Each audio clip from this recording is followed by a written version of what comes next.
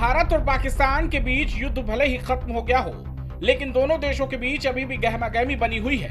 कभी भारत तो कभी पाकिस्तान, दोनों मुल्कों के नेता और सेना एक दूसरे के खिलाफ बयान देने से नहीं चूक रहे हैं। इधर राजनाथ सिंह ने पाकिस्तान को उसकी औकात दिखा दी तो बिलबिलाए मुल्ला मुनीर की आग लग गई और गुस्से में आकर मुंह से अनाप शनाप बकने लगा। आज 2025 में पाकिस्तान को याद रखना चाहिए कि कराची का एक रास्ता क्रीक से ही होकर गुजरता है। साथियों, आज जब हम यहाँ सप्त पूजा कर रहे हैं तो हमें मां Durga. Pakistan would respond much beyond the expectations of the initiators. With diminishing distinction between combat and communication zones, the reach and lethality of our weapon systems will shatter the misconceived immunity of India's geographic vastness. The deeply hurting retributive military and economic losses inflicted will be much beyond the imagination and calculations of the perpetrators of chaos and instability. I advise and firmly caution the Indian military leadership that there is no space for war in a nuclearized environment.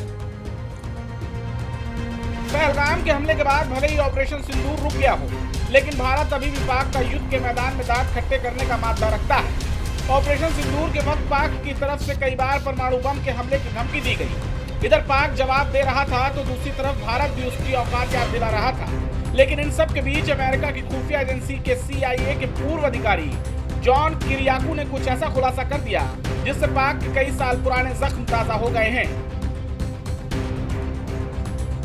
दरअसल पूर्व CIA अधिकारी ने खुलासा किया है कि पाकिस्तान को बार बार भारत से उलझने से कोई फायदा नहीं है, क्योंकि किसी पारंपरिक युद्ध में पाकिस्तान हार जाएगा। उन्होंने कहा, मैं परमाणु हथियारों की बात नहीं कर रहा, सिर्फ पारंपरिक युद्ध की भारत से लगातार उकसावे की जरूरत नहीं है। करीब 23 साल पहले तत्कालीन राष्ट्रपति परवेज मुशर्रफ ने पाकिस्तान के परमाणु हथियारों का पूरा नियंत्रण अमेरिका को सौंप दिया था। इसके बदले में पाकिस्तान को $1 मिलियन की मदद मिली थी। भारत को बार बार गिरल भपकी देने वाला पाकिस्तान अपने इस राज को कई सालों से छिपाए बैठा था, लेकिन अब इस खुलासे के बाद से पाकिस्तान की नींद फाख्ता हो जाएगी, क्योंकि जमीनी स्तर पर तो वैसे भी कई बार भारत के हाथों पिट चुका है। उसके पास सिर्फ एक ही हथियार था, परमाणु बम का, लेकिन वो भी उसके हाथों से निकल चुका है। CIA के पूर्व अधिकारी जॉन किरियाकू के इस बयान का अब तक पाकिस्तान ने खंडन नहीं किया है, क्योंकि परमाणु बम को लेकर किसी भी देश के लिए इस तरह का बयान जियोपॉलिटिक्स के लिए गंभीर विषय बन जाता है। अब देखना यह होगा कि आने वाले दिनों में पाक अपनी क्या प्रतिक्रिया देता है। Output desk, prime TV।